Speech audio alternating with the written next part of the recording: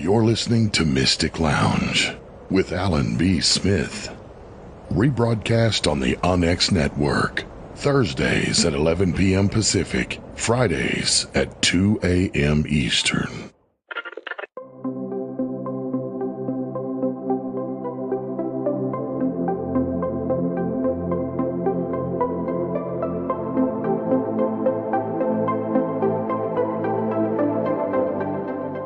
However you are and whenever you are, welcome, good souls, to Mystic Lounge. I'm Alan B. Smith, your host, and tonight we're going to take a look at a classic UFO case, that of Swiss farmer Billy Meier.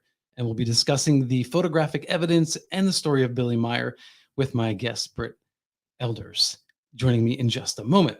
As a friendly reminder, if you like tonight's show and other shows on the Mystic Lounge channel, like Coffee and UFOs, please do subscribe and like to help support the channel. It makes a huge difference. And we are steadily growing, so I really do appreciate that.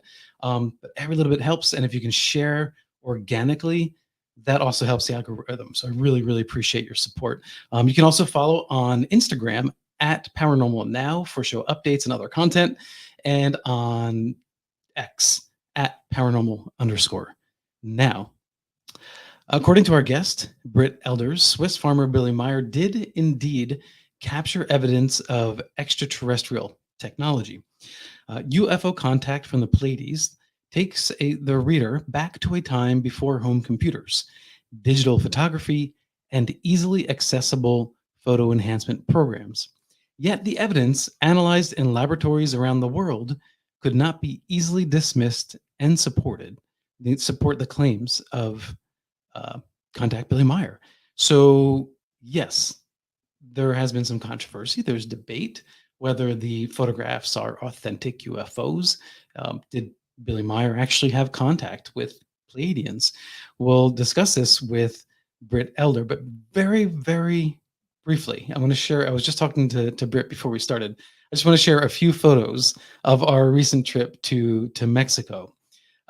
So we went to go see Teotihuacan, and this is an image from the Temple of Quetzalcoatl. And we also went to the Museum of Anthropology. We also went to see the Frida Kahlo Museum. That was very cool for anyone who's interested in Frida and the art. And we started our trip, archaeologically speaking, in Chichen Itza, right in the Yucatan. And that, I can hardly express how transportive that experience was. And we really got lucky with our guides too. Of course, I did have to ask our guide if he thought there was any chance that aliens had anything to do with the building of these temples and pyramids, and he kindly disagreed. But in fact, I for one think that the people of that time, the Mesoamericans, the pre-Aztecians, were perfectly capable of figuring this out on their own, but that does not mean they weren't inspired or made contact with extraterrestrials. We certainly can't rule the ancient aliens theory out. Here's another picture in Teotihuacan, the temple of Quetzalcoatl. And then this is a picture of a cenote. This was one of the most magical experiences. And there's a lot of other photos that we took, but it was such a personal experience. I don't want to share too much, but that I think this really exemplifies this underground cave with this extension of a cenote. If anyone has a chance and really appreciates nature in the most sacred way, I would definitely encourage you go. We did have an encounter at one of the cenotes where there were some Americans behaving a little too American and not really respecting the sacred space. They were treating it more like a water park. So if you do go down there, please be respectful of nature and of the people that still live and own these lands. Okay, so Britt, now that I've talked plenty enough about our personal excursions, we'd like to hear more about you and your experience with the Billy Meier case. Well, I love that. And I have to tell you, when you go back, go to Teotihuacan, ask to see the Plaza of the Pleiades. It's quite amazing. It's one of the smaller little, was a pyramid. Now it's just the floor. but you can actually place stones in several places, and it's the Pleiades as they're crossing the heavens. Because to the people of Teotihuacan, they had the same belief that the Hopi had, that the lighting of the 52-year fire would take place. In fact, we were down there for one of those years. And at midnight, when the Pleiades were directly overhead, that's what they would do. They would extinguish the old fires and light the new fires. It was really something, but the Plaza of the Pleiades is something you need to see. Very cool. I wish we would have had time to do that, or known to ask specifically to get access. Yeah. That's another reason I have to talk to my wife about going. Of course, there are so many amazing places around the world that people do make these connections with extraterrestrials or non-human intelligence. Right. For you, do you really think that the humans of the past not only witnessed extraterrestrials, but did they need their help to do these amazing complexes and architectural wonders? I'm not sure about the archaeology part of it as far as the buildings, but in every history, all around the world, all the ancient histories discuss the connection with various star beings, not just the Pleiades, but Arcturians, people from Sirius, all of the different ones. And they talk about how these people influenced them, how they gave them knowledge, how they let them basically learn how to farm better, learn how to be better caretakers of the land, things like that. And they do say that they intermixed with the people that were living here, interbred with them. And so we basically have a hybrid society. And that's in oral histories, that's in legends, that's in mythology, not just American Indians, but all around the world. Looking at the Billy Meier photographs, and I'll put a couple up here now for those who are watching on YouTube. How do we know? How do we look at something like this and know that is, or believe that that's actually UFO off-world craft? Okay. Let me tell you the process we went through. It might be easier if I explain it that way. Absolutely, yeah. We knew where the camera was positioned, so we could take a measurement from the camera to the tree. So we knew how big the tree was, what the diameter was. That let us correlate the size of the craft, which ended up being about 21 feet in diameter. The other thing is when we had this digitized down at the University of Arizona with Dr. Michael Malin, and then started looking at how the branches were actually in front of the craft. It was like, wow. And that got everybody's attention. So you enhanced it. And did you have the original slide? We had a contact negative, an inner negative. Okay. Yeah. And we took it. Here's what happened with the photographs. We took several of them because we couldn't take the 1,000 or so that Billy had. Yeah. So we took a smattering of all different shots. We took them to Dr. Michael Malin. He did the digitization. We saw what Jim Delatosa could do with his equipment. He was great. We ended up with Robert Post, the head of photography at JPL. Eric Eliason, USGS. He was the head of the Mars photography projects for Voyager and all of that as well. So we had these scientists that were so wonderful because they would look at it and say, we don't know what it is. We can't tell you it's a UFO. We can't tell you it's from any place specific. We can tell you we cannot duplicate it. And we don't know how it was made. It was not superimposed. It was not something that, now take your mind back several years, like 45. We didn't have Photoshop. We didn't have all of the technology we have today where we can manufacture something like this that looks real. So that had everybody scratching their heads. How do you do this? Yeah. Well, most people would say it's a forced perspective, and you're using light to sort of glare out the the fishing line, if you will. But or if it's a fast speed camera, you throw something up in the air. But like you said, if indeed the branches in this photo are actually in front of the craft, you can actually see the one to the left is just barely. But there's something else with this. And we made a model ourselves. We hired Wally Gentleman, one of the best special effects guys, miniatures in Hollywood. Worked with Kubrick, worked with Coppola, did a lot of work all over the planet doing miniatures just for films. He made us a model because everybody was saying, oh, it's a model hung on a string.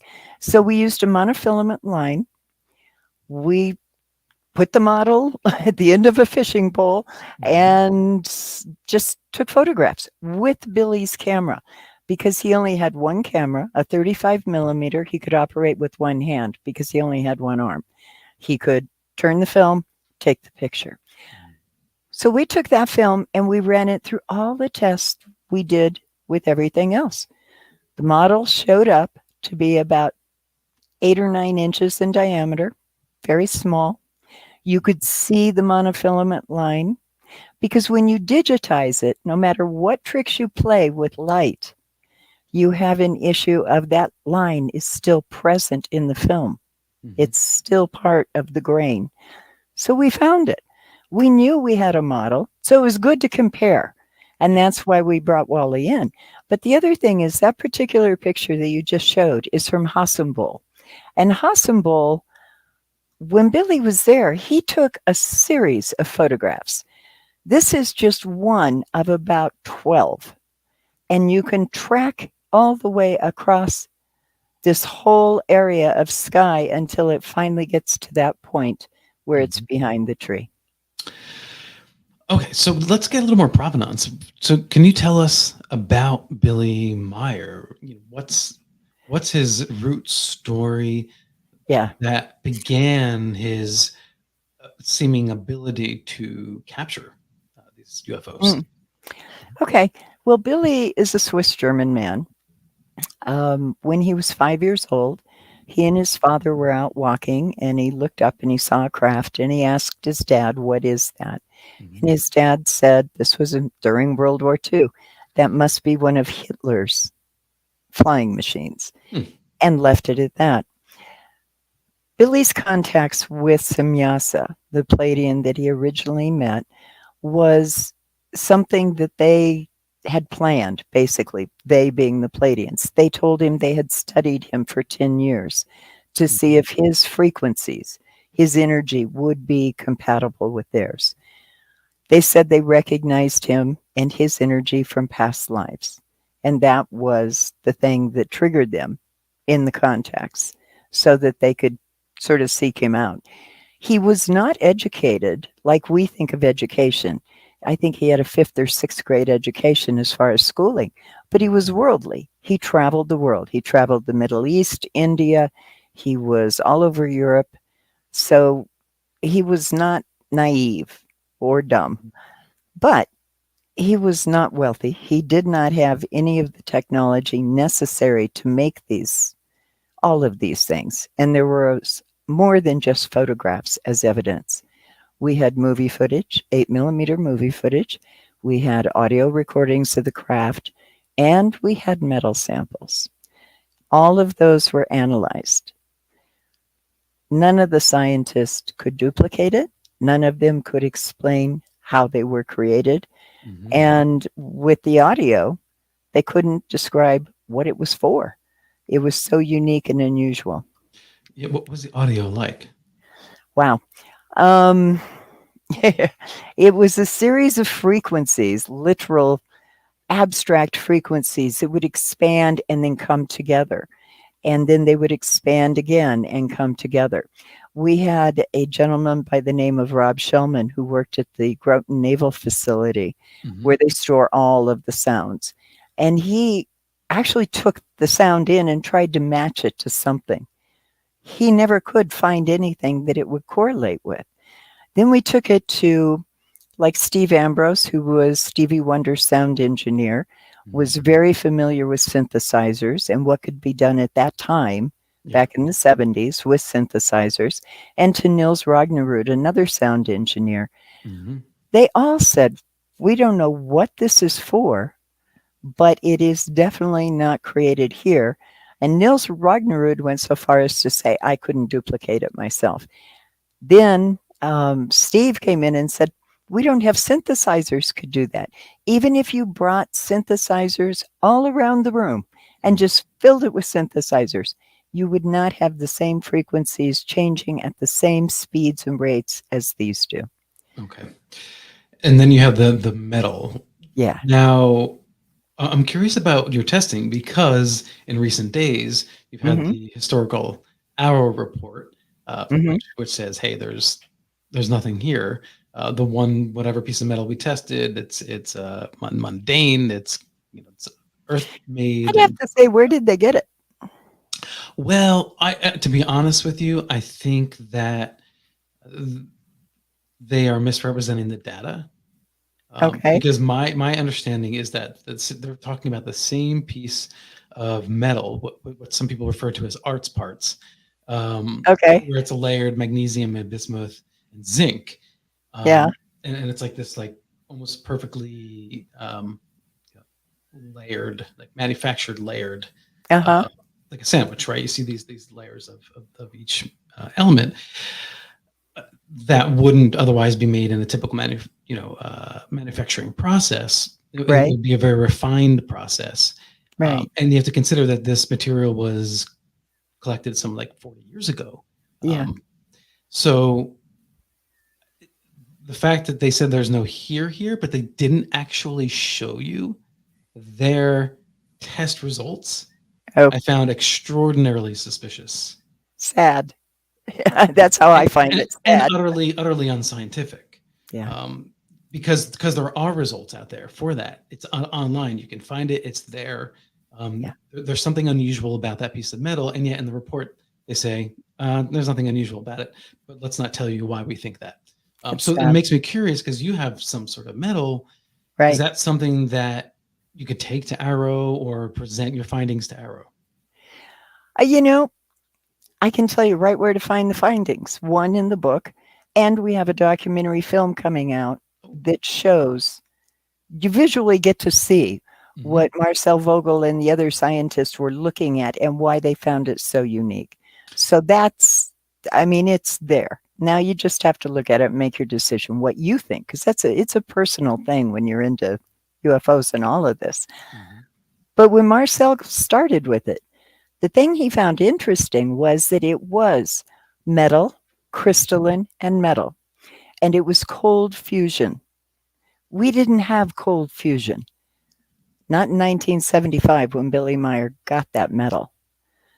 We didn't have it when it was originally tested at IBM. And he had it under a scanning electron microscope, watching all of this, looking at it, taking pictures of it, logging it down, and video recording everything he saw. The other thing about this metal that was so unique is it had thulium in it.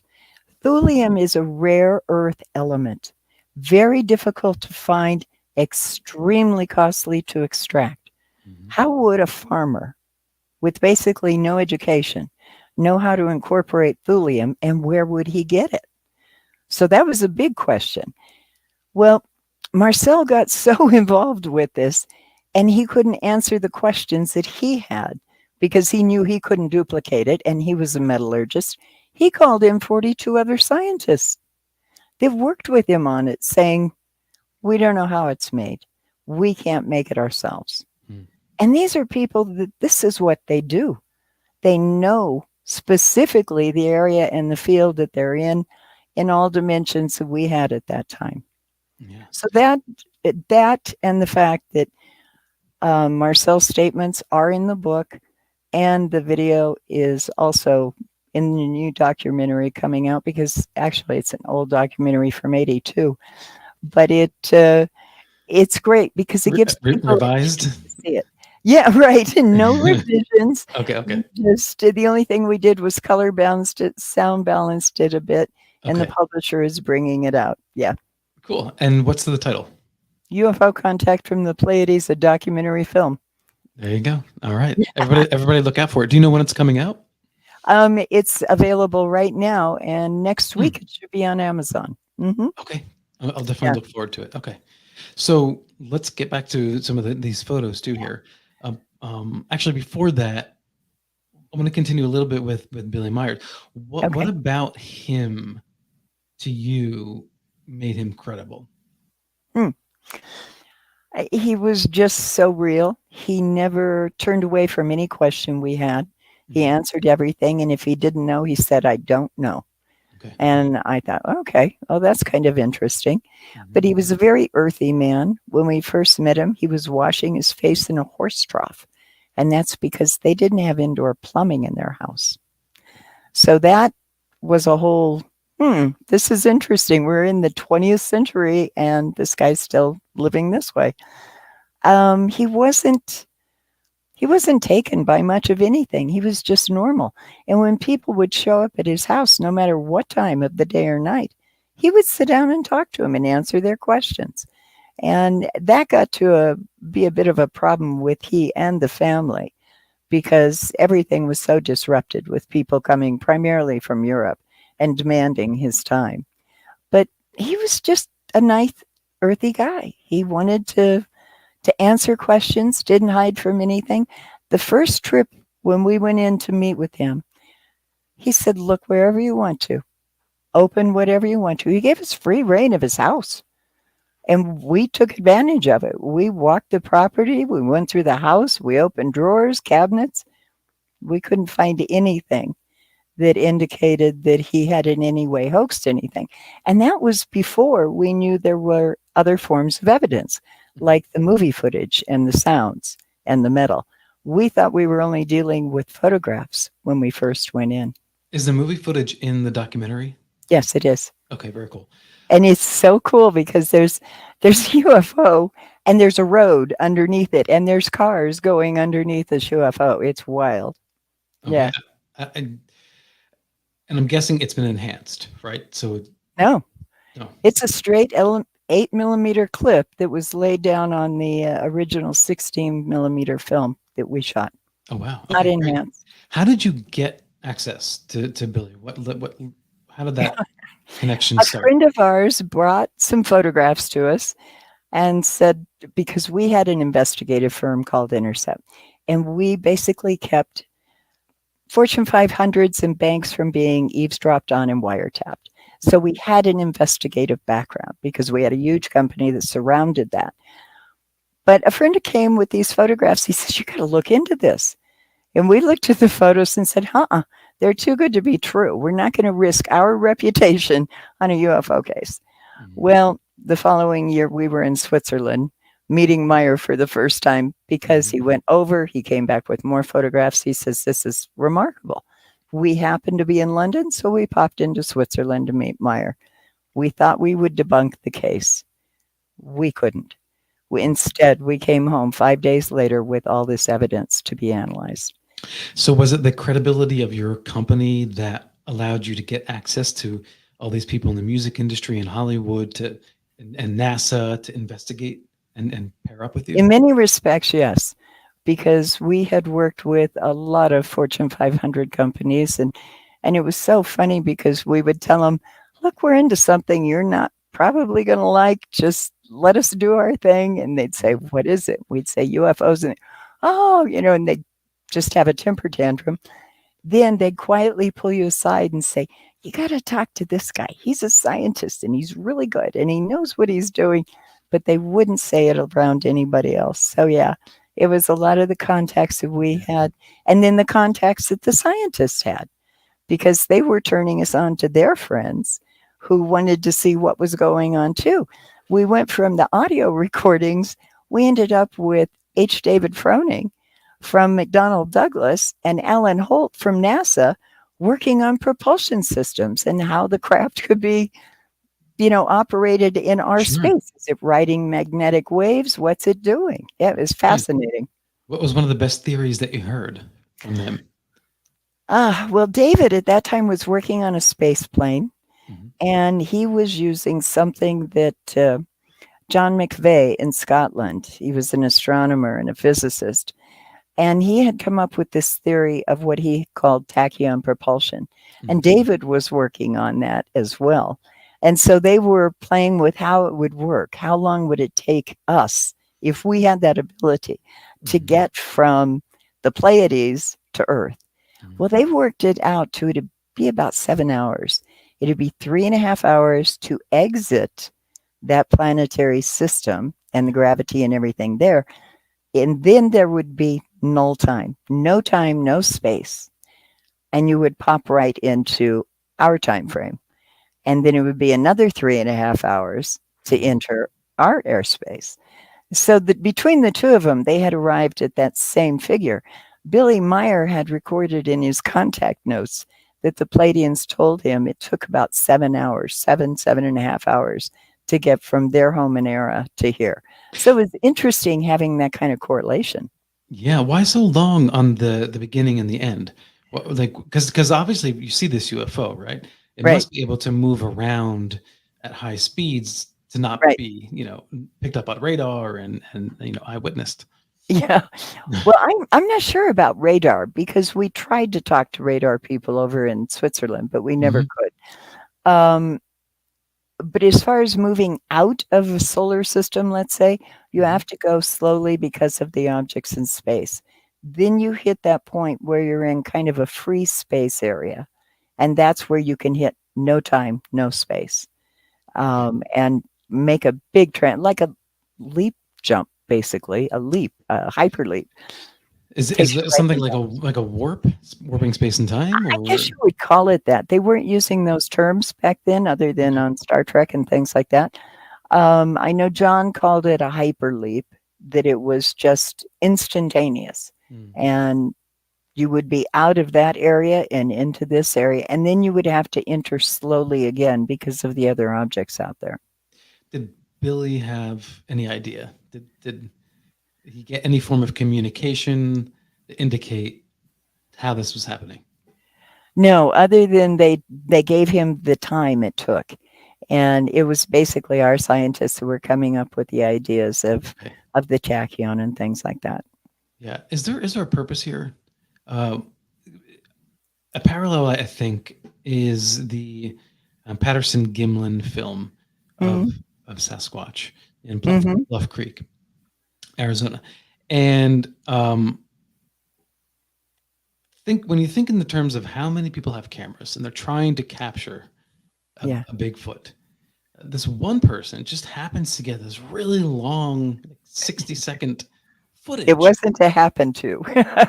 And unlike all kinds of reports you get from Bigfoot and Sasquatch, it looked at the camera, it paid attention, it was like not concerned. It was almost like it knew, something's filming me or watching me, and then it goes away, and then you don't get anything like this ever again, and it almost feels like it was intentional. And so then when I see something like this, we think, well, this is ridiculous. I mean, how does one person get all these images of UFOs? The only way I can possibly rationalize that is that it is intentional. For whatever reason, they let themselves be known, because otherwise they're perfectly capable of hiding or peekabooing when they want to. So what is it? Why have that contact? What they told Meier was that the biggest thing they wanted us to know, us on Earth, is that we are not the only thinking beings in the universe. And since we were taking baby steps into space, we'd sent out Voyager and all of these things, they wanted us to be aware there are other civilizations out there and how we might impact them.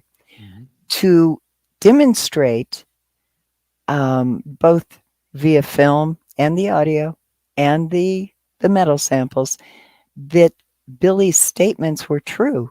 That was the point and purpose to the contacts. Okay, here you go. We're going to let you have this amount of evidence, which is what they did. And then they hit a point where they said, how much more do you need? Because people kept coming to Billy saying, oh, I want another picture, or get more movie footage, or get this. And they said, how much more do you need? You don't need anything else. Just use this, have it analyzed, and then let people make up their own mind, but tell them that they have to realize they're not alone in the universe. It is hard to accept because some of the images you look at and you think, well, that could be conventional metal. There's nothing necessarily exotic about the metal, just visually looking at it. So I understand the skeptic. I really do. Sure, I do too. Yeah. We went in skeptical. So I do get the skeptics. The only thing I ask the skeptics is this: can you duplicate everything that Meier did? All the photographs, the movie footage, the metal, the sounds, and the hundreds of witnesses. Can you actually duplicate all of it with the technology we had back in 1975? Mm-hmm. And then, if you can, please let the world know. Because what we did was, my goal as an investigator is not to tell anyone how to think. I don't want to tell you to believe or not believe. I think questioning is really important. So my goal is to say, okay, this is what we found as investigators. Now it's up to you to make up your mind. But the only way you can do that is by doing a book and a documentary and talking to people like you to let people know that information is available, but they need to make up their own minds. It's not up to me to tell you to believe it or not. What is the strangest part of this story for you? Oh, God. There's a lot of strange parts to this story. There's things I've experienced in Switzerland that I can't explain. There are photographs that there are no negatives to that I cannot explain. There is a particular one Billy says is of, apparently the Pleiadians took him in a craft and he took a photograph of 2 other ships outside the craft. And he said that was all he was allowed to do. He wasn't allowed to photograph the interior of the craft. That one has always been curious to me. I can't explain how Billy knew about the moons around Jupiter before we got Voyager up there and knew we had, quote, a moon of ice and a moon of fire around Jupiter. Voyager wasn't there yet, and Meier was telling us about those long before Voyager sent any information back. It just so many little things. And unfortunately, they're things you cannot investigate. So they remain as questions. You know, I can investigate the timing of something, but that still doesn't tell me that Billy got the information from a Pleiadian. Yeah. That's his truth. He's the only one that knows that. I don't. You said you had a strange experience yourself? Yes. Billy was going off for a contact, and we had been told every time we were over there, and during a 7-year investigation, we were there over 365 days at the farm, living there, just to see what was going on. But Billy went off to a contact. We'd been told, don't try to follow him. They'll break off the contact. You won't have it. So we're standing outside waiting for him to come back. It's cold. It's a clear night. There's no moon. All of a sudden, everything lit up. I mean, lit up from the light was beneath the tree, through the tree, in the tree, above the tree, all around us, all around the farm, and it had no source. And it stayed for just a few minutes, and then it blinked out, and we looked at each other and said, what is this? And then it started again, stayed a few seconds, and then blinked out. It happened a total of 3 times. I can't explain it. I've never seen anything like it anywhere. I have never seen a light that has no source, but illuminates everything. Like, I wonder if the air was ionized, or did you feel anything physically? Didn't feel a thing, and it seems so strange that it happened 3 times within like a specific amount of time. In other words, there was 30 seconds to a minute between these flashes. Really remarkable. And then at one point, my husband was helping him fix the roof. It had a leak, and they had quite a pitch on the roof. I mean, it was a really steep roof. On Lee's right-hand side was the ladder. Billy was on Lee's left-hand side and slightly behind him. The only way off the roof would have been to jump 2 stories or down the ladder. That was it. Lee turned around to talk to Billy, and he was gone. He came back several hours later, walking down the road like nothing ever happened. So where he went, he didn't have a way off the roof. We talked to everybody that was there that day, and nobody saw him leave. Lee didn't see him leave, and Lee was extremely observant of everything going on. And with the ladder right at his right side, no. And Billy didn't jump off the roof, so where did he go? These are things you can't, as an investigator, you can't do anything with, really. Did Billy know where he went? Yeah. He went to a contact. They came and got him, he said. Gotcha. And had a conversation with him about some things that were going on in his personal life, and they brought him down further from the house, and he walked right back to the house. The Pleiadians, they're human-like. Very human-like, yes. Yeah. Tall, Nordic-looking beings, light hair, fair skin, blue eyes. Yeah. Forgive me for asking, because I ask this often on the show when we talk about alien entities. I do always find it a bit odd that the majority of the human entities are like white, Nordic types. Because just think about the human race. We have such a wide variety of people and ethnicities. Absolutely. So why, their version of like a human race, why are they always so similar looking? Well, they're not all similar to people. As far as races, the Vegans are a black race. And we've studied contacts with the Vegans before, and all of the contactees say that their contacts are all black. So are they in the same family as Pleiadians, meaning like genetically speaking? Genetically, I would think. I don't know for sure, but I would think, because they are humanoid forms. But there's a case that we studied in Amsterdam, Stefan Denarde, and he met something that didn't look anything like the things we hear about, the Greys and the Nordics and all of that. He met some group that were supposed to be from a place called Yarga, and they kind of had a face like a goat with a coxcomb. This guy was an engineer. He was quite interesting. And he had actually run into a craft that was underwater while he was on his yacht. Very well off, had no reason to put his name out there or anything else about what was going on. But they kept waking him up every night with these strange mathematical calculations that he was getting in his head. So we studied that one for about a year. Never could identify anything, except we found out that a friend of ours who was involved in other investigations of a more political nature said that in the North Sea, they were getting all of these transmissions that were going towards Europe. All right. They were actually being directed towards Europe, towards Amsterdam and Den Haag. And it was mathematical equations, and they couldn't understand them.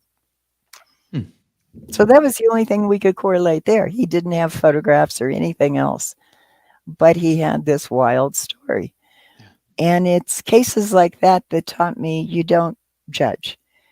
Everybody's got their own experiences. Let them have it, learn from it, hear it, and see what you can correlate to it. Did Billy profit off of his experiences? Now, there's a lot of rumors out there that he did, but he didn't. And even on the re-release of this book, we didn't take any money up front for this book at all. And it's being published by Beyond Words Publishing.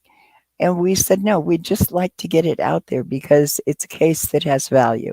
It lets people make their own decisions. I'm not trying to promote or say it's got to be the thing. What I'm trying to do is let people know there is evidence out there.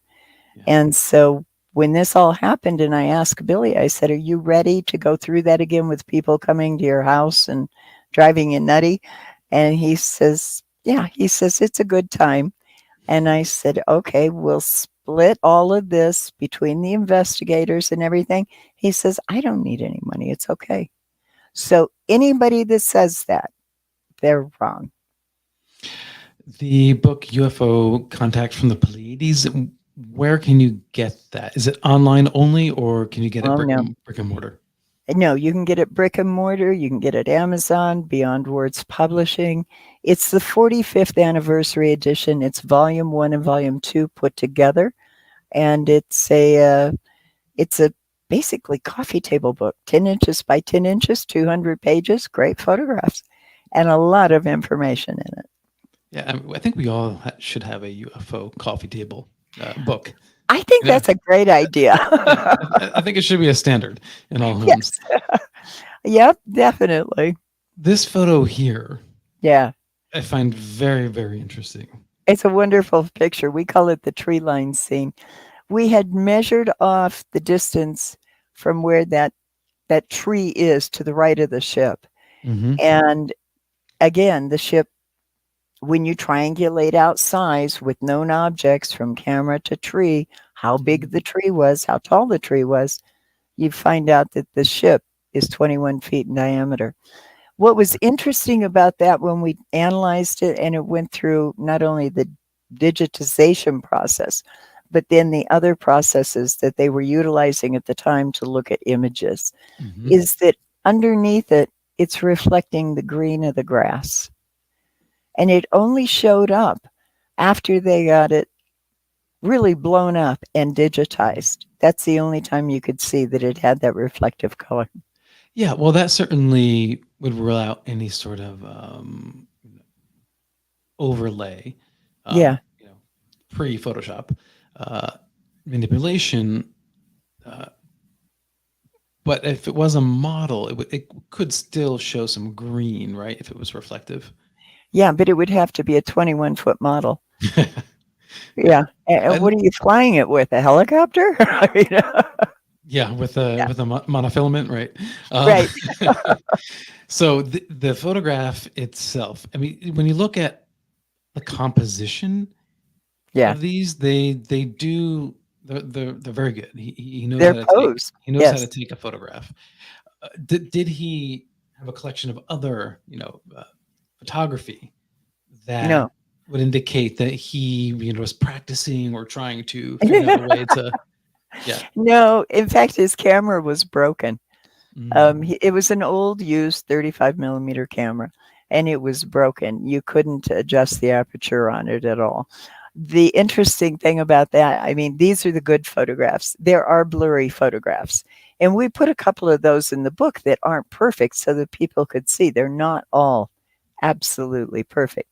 My favorite photograph was taken in April of 1976, and it has a Mirage fighter in the same scene as a UFO. Okay. So you've got a Swiss jet fighter in there with the UFO. And you can see when you put it through all of the analysis we did, and we use this in the book, you can see that it gives off a certain, using infrared and other tests as far as light scatter, it gives off a certain energy around it, and the craft gives off another. Nature gives off another. So it's very interesting when you get into that and you start letting your curiosity sort of promote creativity, because how can you learn about this? What are you going to learn about it? Well, let's throw some light on it. Let's see how light scatters with it. Things that hadn't been done before, we had to try. And I'm glad we did, because it really opened a lot of doors for very many people. Is there a timeline? So if indeed extraterrestrials are making contact, or non-human intelligence, whichever people feel most comfortable with, are making contact with humans on Earth, mostly clandestine, seemingly giving hints, is there a timeline, a point where it all comes into focus? Well, I think that's kind of up to us. How receptive are we going to be to them? What are we going to try to contribute if we do move into the universe like we're talking about now? What are we going to be contributing? Are we going to be bringing our baggage with us, our anger, our fear, all of that? Or can we kind of learn to raise ourselves up a bit so that the communication is easier between us and them? I'm not sure that there's a point we've hit yet that it's really possible for all of the extraterrestrial beings, the energies, the whatever they are, to show themselves and make themselves known. I'm not sure we're ready for it. And so, even if there is what some people call catastrophic disclosure, there's different interpretations of whatever that means. But essentially, if people come out who are working for Lockheed Martin and escape from the lab with a piece of something or video or what have you, and they're holding an ET's hand, yeah, exactly, and blow the lid on all of this. Are we ready? Because I don't know how much more of this kind of incremental contact would really make a difference, because so many people, they are reliant on authority. Yeah. And it's understandable to a degree, because they've got lives. They have things that they have to do. Sure. So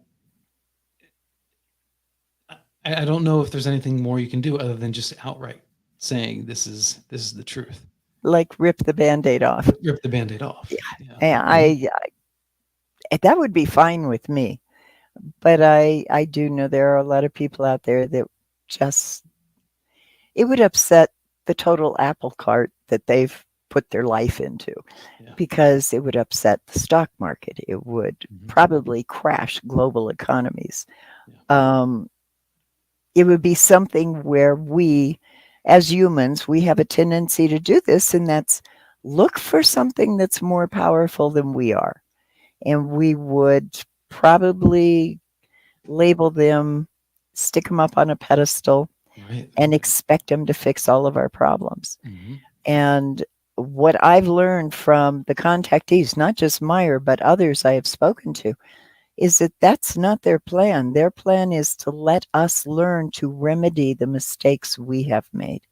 And they say we have to do that through communicating and listening and hearing each other. I think if we can get those communicating, listening, hearing things down, we can probably move quickly. But we've got to be a little more tolerant of each other. Yes, they don't want to be the repair people. They don't want to be, and they don't want to be the parents, it sounds like to me. Right. We've got a really great plumbers, exactly. We got a really great question from Ufi. Who had the most to gain by claiming fakery regarding the photos by Billy Meier? I don't know that anybody gained anything. With some people, it was momentary notoriety, but I know some of those people that said it was fake, or that they thought it was fake openly, and they weren't really looking for any notoriety. I mean, I've had the question reversed to me, what do you stand to gain from this personally? Listen, for 45 years, I have avoided publicity. I'm a writer. That's what I like to do. And it's only because this book is coming out that I really think it's important. But when they came out before, didn't do publicity, didn't do any of that. I would rather hear everyone's stories than be the one on the receiving end of the questions. But it's okay right now because it's something that's needed. And I think it's important, not just for this book, for all of the work that's going on out there in this field. Right. Okay. So I want to bring up this photo here over snowy mountaintop here. Can you tell us about that photo? Yeah, that was taken. Boy, you have to almost be standing where he was to get the impact of that picture. You can tell that the hill across the way is quite a distance because those are full-grown trees at the top. But he was standing basically on the edge of a cliff. You take about 5 steps from where the camera was, and you are down in the bottom of a valley. And that's where that picture was taken. It was taken in January. It's very cold over there and windy. That particular area of Switzerland is like a wind tunnel. The Hossenbol area. It's windy up there no matter when you're there. But it's quite remarkable. In fact, in the documentary, there's a whole series where we walk out to this, and you can see where he was when he took these images. All right. Is there anything about this that stands out, that makes it credible more than? Other than it was part of another series where they were taken over, a very short period of time as the craft moved. Mm-hmm. Not really anything terribly remarkable. I know that Jimmy De La Sosa, and Michael Malin both noticed that the fact that cupola around the top had a golden sheen to it, and they caught that when they were digitizing it, and it was showing a reflection, but you couldn't see that it was a reflection of the sun or anything else. It was a cloudy day, so it was just hazy. Yeah. Mm-hmm. It looks like the same craft, or not, maybe not the same, but very similar. Slightly different. Yeah. Just very slightly different. It has a slightly different cap, right? But yeah. The border of the saucer looks the same. Yeah. Some of the things we've heard over the years is that, these are parts from, hubcaps and other things that are just kind of glued together, right? So do extraterrestrials make spaceships with hubcaps? Well, according to the metallurgists, no, and I don't think we put thulium in hubcaps. It's kind of expensive. How did he get that metallic, and like how big of a fragment are we talking about? Well, we had several different pieces, various stages of the development of the metal. The biggest was about the size of a eraser on a pencil, about that size. And it was split up. A piece ended up with MIT, a piece went to Marcel Vogel at IBM. One of the scientists took some of the granules we had from a very, very tiny amount. I mean, it was, gosh, I can't even give you an idea of how small it was, but they were little tiny grains, almost sand-like. And he was working on those. And when he put them under a light for a video camera to film it, it broke apart. It just broke into even smaller granules. So the heat or the intensity of the light or the type of light, something in that spectrum, which he couldn't identify without destroying the metal, and he didn't want to do that, did something to the metal and made it break apart. Interesting. Okay. Yeah. And how did we get this piece of metal in the first place? Billy Meier gave it to us and said the Pleiadians gave it to him to give to us to have it analyzed. So he didn't like chip it off the ship. They just like no, handed it to him. Okay. Because they gave it to him in stages. This is one stage, and the stage that's about the size of the pencil eraser, that was closer to the final stage of the skin of the craft. Gotcha. Okay. And I have one more question here from Ufi. Sure. Brit, do you see a revisit and perhaps consolidation of old EU UFO cases with those in other countries, US, Canada, etc.?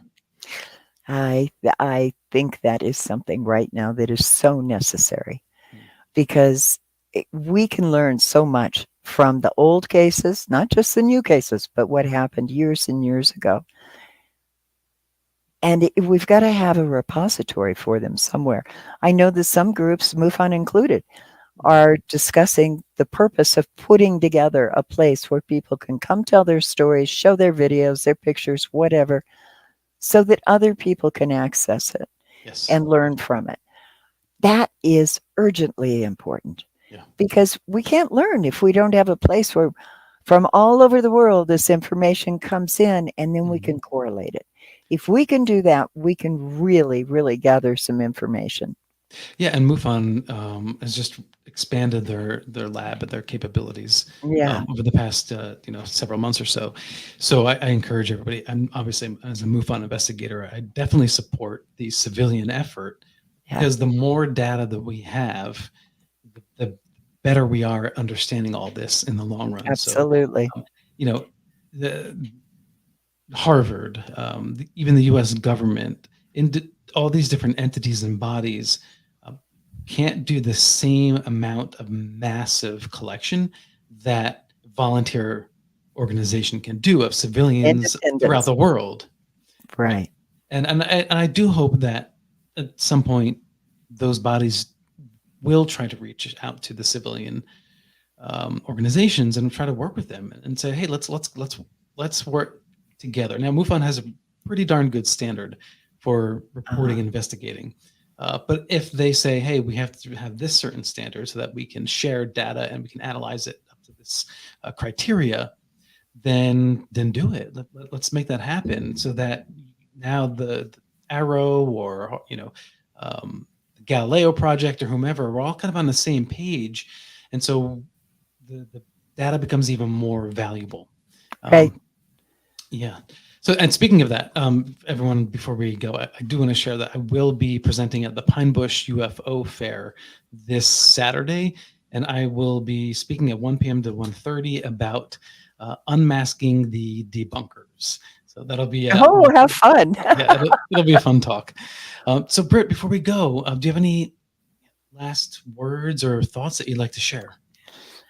Just, I know that you have a certain audience that is attracted to this. I so appreciate the fact that you're getting information out there, but everybody share with each other. It's so important. If you have an experience, report it. I don't care who you report it to, MUFON or whomever, but get it out there so that it's recorded somewhere. It's too important. And right now, I really think we're at a tipping point where we can start to take a more respectable, rightful place in the universe if we will learn about what's really going on. But we have to be open-minded and open-hearted to get there. All right. Well, let's leave it at that. Thank you so much, Britt. I really appreciate it. If you want to get the book, absolutely. If you want to get the book, it's UFO Contact from Pleiades. And what's the website? They can find out all the things I'm involved with at BritElders.com, BritElders.com. All right, there it is. Thanks so much, Britt.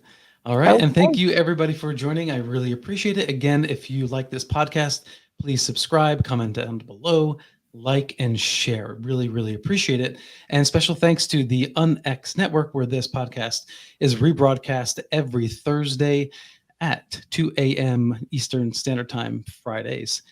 So it's been quite a journey this year. We've had a lot of adventures, and I think that the UFO story is developing much faster than in the previous decades.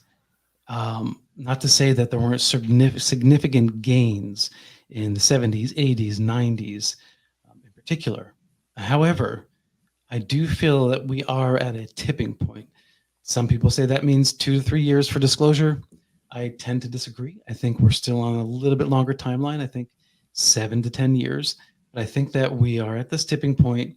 We're just about at the critical mass where there will be enough of the civilian, Earth civilians of all countries collectively that push their representatives for the truth, that we will get the disclosure that we want. In the meantime, we have great books like this from Brit Elders. So thank you all. Thank you, the UNX Network. Thank you to Race Hobbs at the UNX Network and Margie K. And until next time, everyone, peace and love, and keep your eyes to the skies.